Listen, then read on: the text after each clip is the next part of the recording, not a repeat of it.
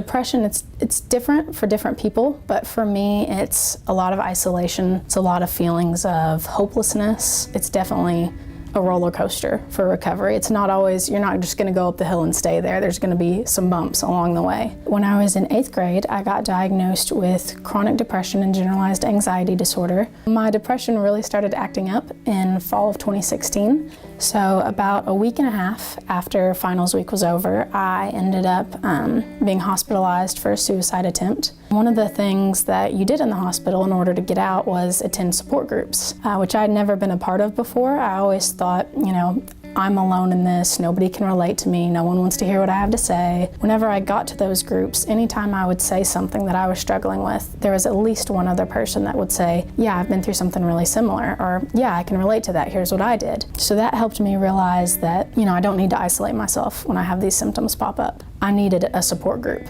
So I Googled like free support groups, mental health, New Albany, and Depression and Bipolar Support Alliance of Louisville came up. So I started going to that group, and it was once a week, and I really loved it. And so I decided to start my own chapter when I got back to school, and it started last September. And then we've even had people come in from off campus. And just last week, somebody said, this is the first time that I've ever met somebody else with bipolar disorder. You know, it's so nice to connect with somebody that really gets it. Because family and friends, they can be empathetic, but it's hard to really relate to somebody unless you have the same illness.